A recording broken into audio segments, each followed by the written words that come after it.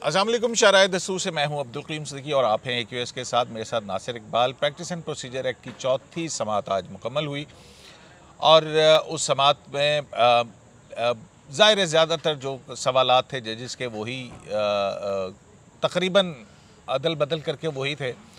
जैसे right of appeal के हवाले से कि इस दरख्वास्त का अपील का हक़ किसके पास जाएगा, जस्टिस आयशा के वो सवालात थे।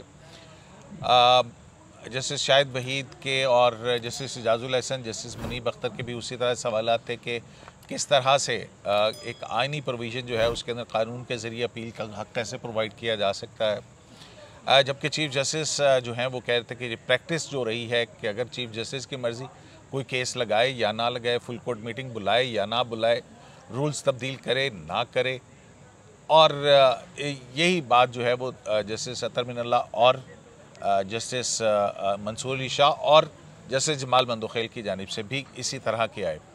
तो बुनियादी तौर पर चीफ़ जस्टिस के इख्तियारात के हवाले से उसके बाद जो है 184(3) के केसेस के अंदर अपील का हक़ देने के हवाले से और बेंचेस की तश्कील और मुकदमात की फ़िक्सेशन के हवाले से इस कानून के बारे में जो दरख्वास्त गुज़ार हैं उनका कहना है कि ये अदलिया की आज़ादी के मुनाफी है कि अदलिया को इस हद तक माइक्रो मैनेजमेंट की जा रही है कि जहाँ पे मुकदमात की समाअत और फिक्सेशन के मामला भी आ गए हैं, यहाँ तक कि अब कौन सा बेंच कितने रुकनी बेंच जो है वो सुने। तो इस पर मुखालफत में दलाइल तो ख़त्म हो गए हैं। आज कानून के हक़ के अंदर फैसल सिद्दीकी ने दलाइल दिए और इससे पहले सलाउद्दीन और जाहिद इब्राहिम जो है पाकिस्तान मुस्लिम लीग नून और पाकिस्तान मुस्लिम लीग काफ की तरफ से अपने जवाबात दे चुके हैं। तो आज MQM के वकील ने भी इस कानून की हिमायत की और उन्होंने बार बार कहा कि मुझे इस कानून की हिमायत के अंदर काफ़ी डिफ़िकल्टी पेश आ रही है, लेकिन उनका कहना था कि पार्लियामेंट को ये इख्तियार है कि वो ये कानून साजी कर सकती है।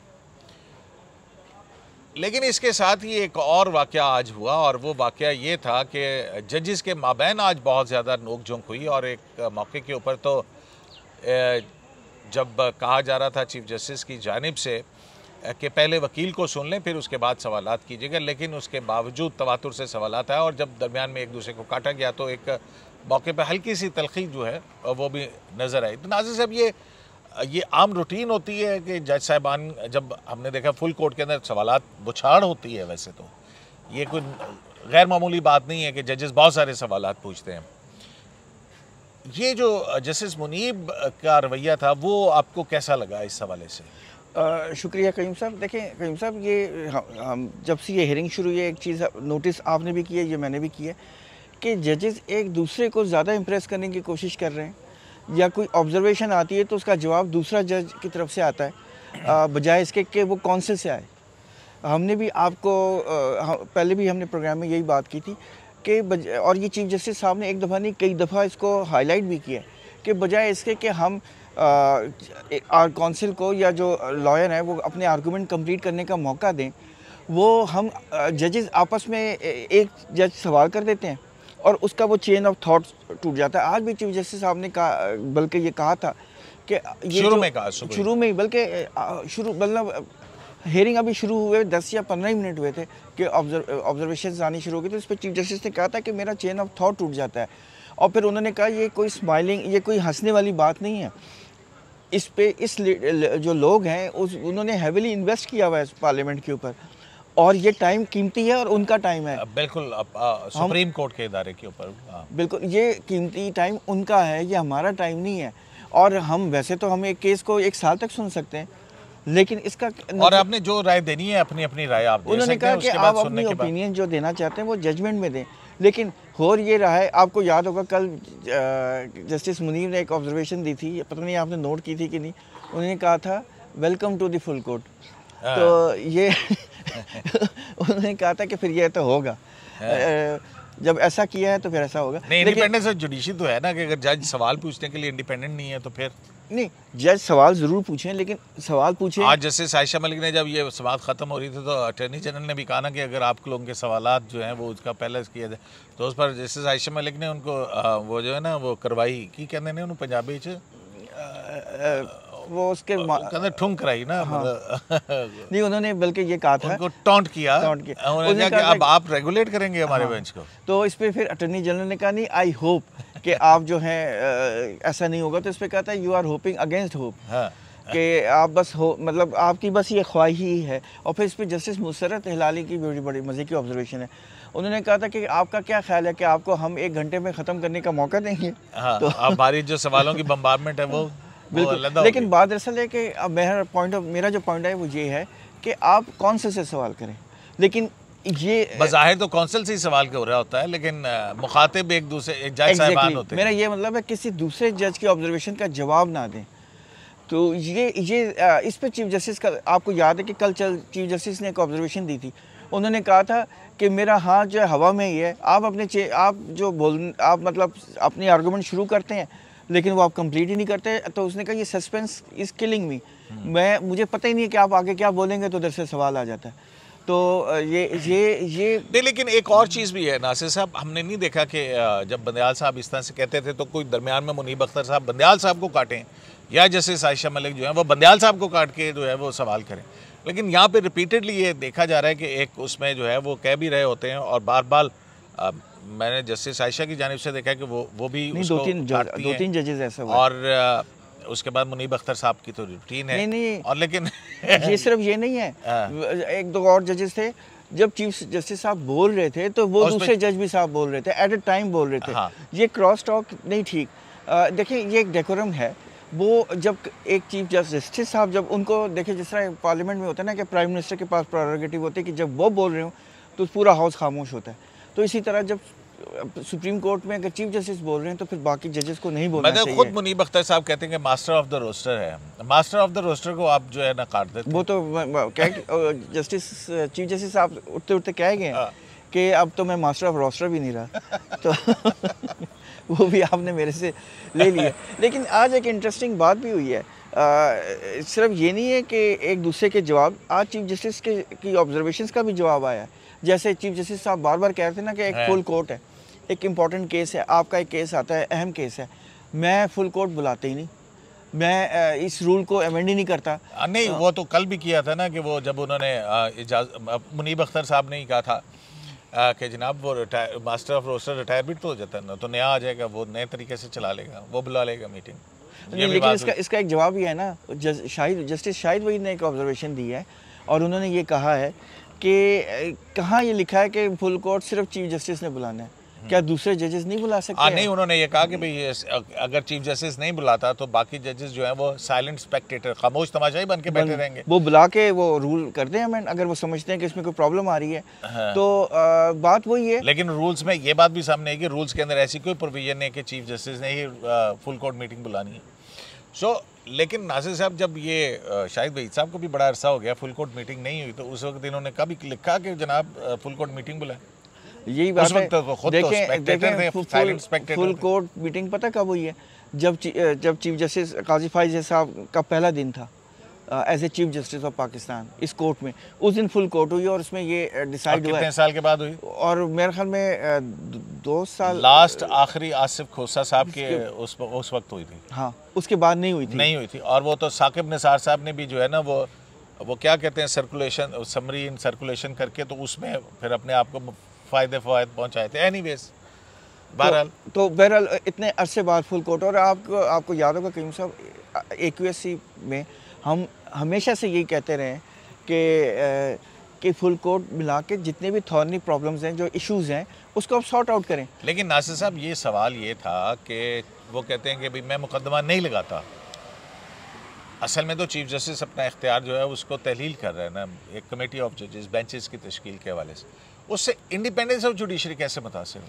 इसका एक जवाब आया है ना जस्टिस नकवी साहब की तरफ से। क्या? उन्होंने कहा कि आपने कहीं देखा है कि एक टीम में 3 कैप्टन हो, कैप्टन एक ही अच्छा होता है, लेकिन जस्टिस जमाल खान ने कहा कि वाइस कैप्टन होता है। तो उनका ये कहने साहब, लेकिन ये भी बात है ना कि जब आप जहाज चलाते हैं तो उसके अंदर को पायलट भी तो होता है ना। जी, कल चीफ जस्टिस साहब ने ये ऑब्जर्वेशन दी थी। उन्होंने भी कहा था कि जब एक्टिंग चीफ जस्टिस होता है तो उस वक्त नहीं होता। हाँ, उसने कहा था कि ये बात नहीं है कि हमने इंडिपेंडेंस ऑफ जुडिशरी खतरे में पड़ गई है, बल्कि एक जहाज़ के अंदर एक पायलट नहीं है, 2 पायलट और भी बैठे हुए हैं कि इन केस कोई प्रॉब्लम हो तो वो संभाल सकते हैं।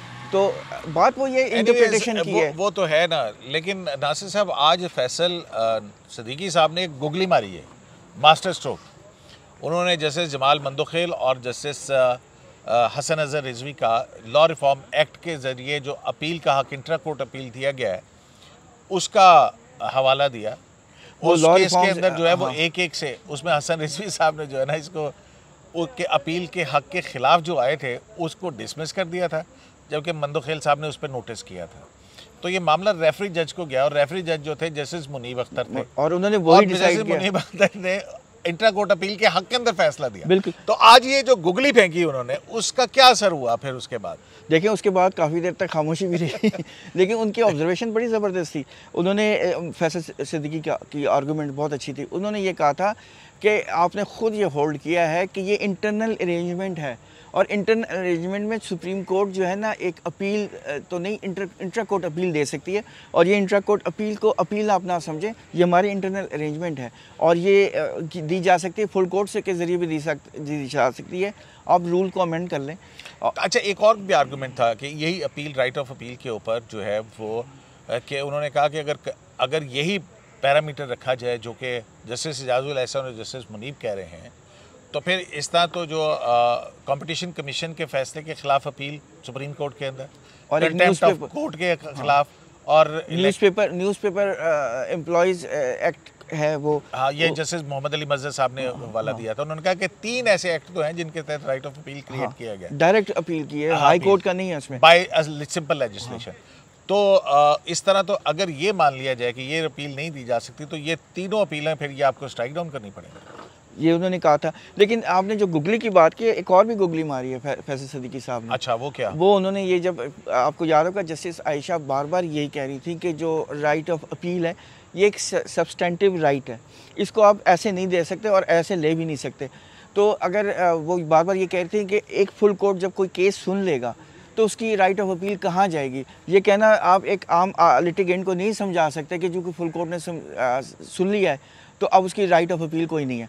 तो इस पे फैसल सिद्दीकी ने कहा कि अगर आप 50 जज भी बैठ देना तब भी उसकी राइट ऑफ अपील नहीं होगी। तो ये जो है ये उसका तरीका ये, और उस पर चीफ जस्टिस साहब ने भी यही कहा था कि ये मामला जब फ्यूचर में आएगा तो देखा जाएगा। उन्होंने कहा देखें फुल कोर्ट कब बैठी थी 21st अमेंडमेंट में और उसके 2015 में, उसके बाद अब जाके हम बैठे। तो ये फुल कोर्ट तो हर केस में बैठती नहीं है, ये तो बहुत ही अहम केस जब कोई सामने आएगा तो होगा। तो ये मामला जो और अब भी ये इसलिए है कि क्योंकि सुप्रीम कोर्ट की फंक्शनिंग जो है वो मुतासर हो गई थी उससे। अच्छा नासिर साहब, एक और भी बड़े आज बड़े चुटकुले भी हुए हैं ना, चुटकुले बेतहाशा है ना। एक तो आप पहले सुनाए ना, चलें मैं पहले सुनाता हूँ। आज वो आपने देखा है फैसल सिद्दीकी जो है बड़े जज्बाती अंदाज में यही बताने लगा वो इस तरह करके और आगे पीछे और रोस्टम के जो है ना बड़ा वो कर रहे थे। तो उसमें जस्टिस मंसूर अली शाह ने कहा उन्हें कहा I am really enjoying your physical movement. तो इस पे फैसल सिद्दीकी साहब ने जवाब दिया था कि यही मेरी एक्सरसाइज है, मैं इसके अलावा कोई एक्सरसाइज नहीं करता। तो इस पे फिर उठते उठते जस्टिस मंसूर ने साहब ने एक और बात भी की। उन्होंने कहा कि देखिए आपको हमारा शुक्रगुजार होना चाहिए कि हमने कितनी कैलोरीज आपकी बंद कराई हैं।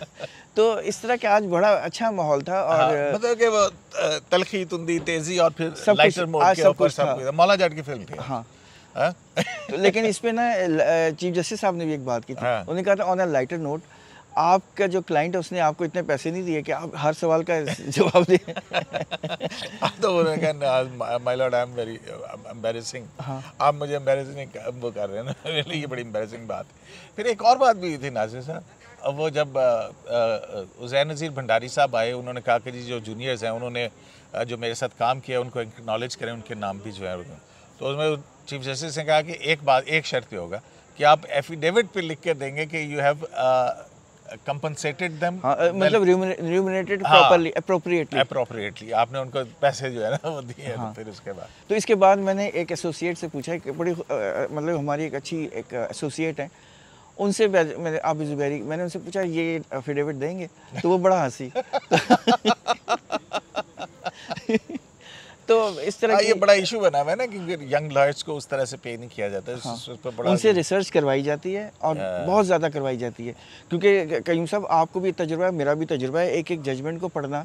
नहीं उसमें पूरा रिसर्च का एक डिगिंग प्रोसेस होता है, वो थका देने वाला होता है। हाँ बिल्कुल पेंस टेकिंग होती है वो तो।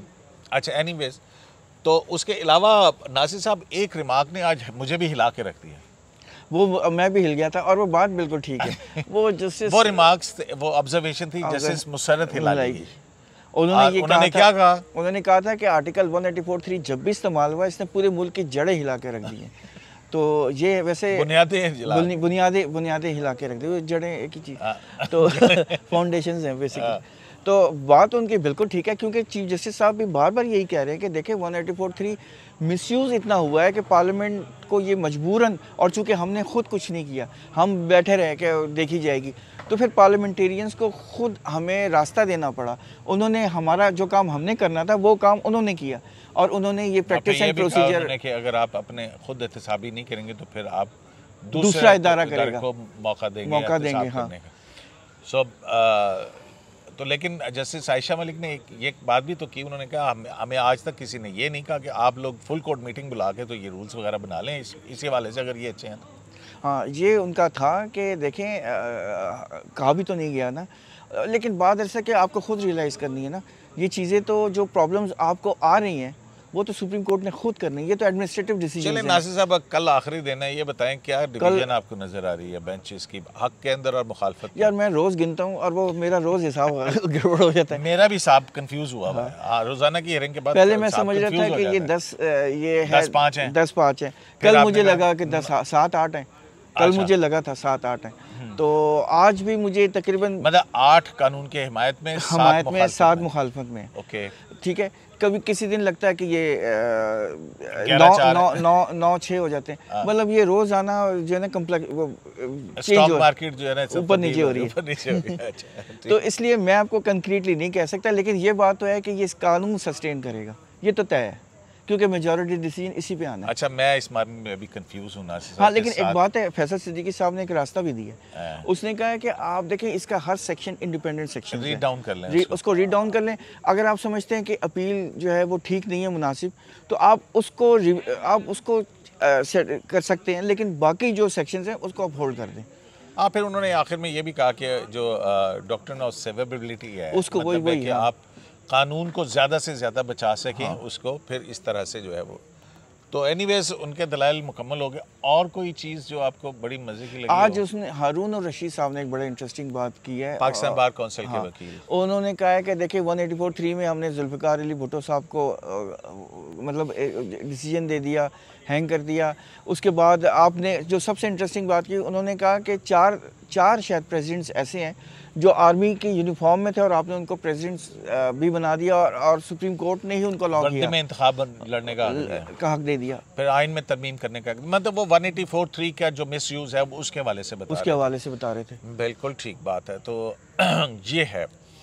तो जनाब शराय आज के लिए इतना ही काफ़ी है, या नाज़िम कोई और चीज़ रह गई? मेरे ख्याल में काफ़ी अब तक हमने इनकम पास कर लिया है। वो बाकी तो शकील किस्म के ऑब्जर्वेशन है, अगर आपको कहें तो वो आपके वो बातें। हाँ, लेकिन ये है कि ये बहरहाल हमने पहली मरतबा देखा है कि जब चीफ जस्टिस बोल रहे हैं तो उसके दरमियान में हमने देखा कि जूनियर मोस्ट जजेस की जानिब से भी उनको टोका जाता है। एनीवेज, जब उनको रोकने के लिए या उनको कहा जाए कि दूसरे जज साहब को दें तो फिर वो माइंड कर जाते हैं। और बल्कि जस्टिस अगर आप इजाज़त दें, आखिरी बात, जस्टिस मुनीब अख्तर साहब ने तो आज यहाँ कहा भी है कि this is not the way. अब मैं एज ए सिटिंग जज है, मेरा पूरा I am entitled to ask questions, और अगर आप मुझे इसी तरह इंटरप्ट किया गया तो ये कोई तरीका नहीं है। ये उन्होंने आज ये बात कही है और यकीनन गुस्से में ही कही है। लेकिन वो जो दूसरे जज साहबान के दरमियान में इंटरप्ट करते हैं तो वो सिर्फ इंटरप्ट लंबी ऑब्जर्वेशन एंड देन वो सेकंड थिंग और कोई बोले ना, बस सुनिया हुई गलियां तो विच मर्जा यार फिर, मतलब ये वो समझते हैं।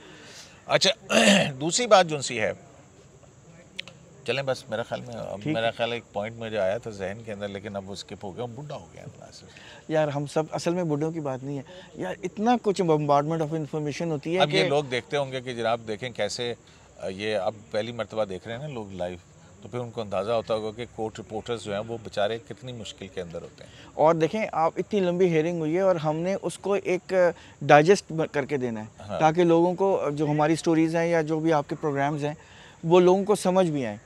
तो चूँकि ये लीगल बातें होती हैं, हर एक को नहीं समझ आती, तो ये हमारा मुझे तो कमाल वैसे ही है। नहीं आती ना। नहीं खैर, आप ऐसा भी नहीं, आपको अच्छी खासी समझ आती है। लेकिन चले बहरहाल ये आपका एक बहरहाल आज की हाईलाइट जो है ना मेरे नज़दीक नासिर साहब यही है कि जस्टिस मुशर्रत हिलाली का ये रिमार्क कि जब भी वाइन का आर्टिकल 184(3) का इस्तेमाल हुआ है उसने मुल्क की बुनियादें जो हैं वो हिला के रख दी। ये बहुत बड़ा रिमार्क है, इसके पीछे पूरी हिस्ट्री है। जब मुझे याद आ गई बात, वो ये थी कि कल जो है वो जब ये माजी के हवाले हो रहे थे तो जस्टिस मुनीब अख्तर उस वक्त भी बहुत ज़्यादा जो है ना वो गुस्से के अंदर आया और उन्होंने कहा कि ये कोई तरीक़ाकार नहीं है कि जो एक्स चीफ जस्टिस जो हैं वो आप उसको इस तरह से इम्प्यून करें। हाँ। और वो यहाँ मौजूद ही नहीं है। तो नाज़िर साहब, मेरा आपका क्या ख्याल है कि अगर वो मौजूद नहीं है तो अदालत को चाहिए नहीं कि भाई नोटिस जारी करके उनको बुला लें? नहीं, ये बात तो नहीं है। उनका कहने का मकसद था कि बेसिकली वो यही कहना चाह रहे थे कि अगर एक केस नहीं लगता 184(3) में आपका, मैं केस ही ना लगाऊं, फलां का लगाऊं, आपकी तो प्रैक्टिस गई। तो ये था कहने का मकसद है कि ये आप किसी, क्योंकि ये डिसीजन नहीं नाज़िर साहब, वो उन्होंने कहा कि साबिक चीफ जस्टिस इसको इम्प्यून किया जा रहा है यहाँ पे। नहीं, मैं वही उसी साइड पे आ रहा हूँ कि उनका बहुत वैलिड, मतलब उनका जो एम्फेसिस है। आप मेरे सवाल का जवाब दें। मैं उसी पे आ रहा हूँ ना। आप फिर उनको सुन लेते हैं बुला के। नहीं, मेरी पूरी बात ये कह देते हैं देखिए, जस्टिस मुनीब अख्तर साहब कह रहे हैं कि chief justice master of the roster है, ठीक है। तो अगर ये कोई केस नहीं लगता या लगता है तो वो चीफ जस्टिस रिस्पॉन्सिबल है। तो अगर 184(3) मिसयूज़ हुआ है वो भी चीफ जस्टिस रिस्पॉन्सिबल है। तो वो उनका ये इस लाइन पे था कि आप इम्प्यूट ना करें किसी किस्म की मैलिस किसी चीफ जस्टिस के ऊपर, क्योंकि ये तरीका, ये बहुत गलत बात है। क्यों कि भाई वो यहाँ पे, और बिलखुसूस जब कि वो यहाँ पे मौजूद ना हो। हाँ, स्पेशली जब वो तो मैं वही तो कह रहा हूँ कि नोटिस देके बुला लेते हैं ना, डिफेंड करने के लिए। लेकिन फिर वो केस होगा ना, ये तो केस नहीं है, ऑब्जर्वेशन है ना। चलें जी, शाराए दस्तूर से अब्दुल क़य्यूम सिद्दीकी को AQS लाइव से इजाज़त दीजिए। अल्लाह ने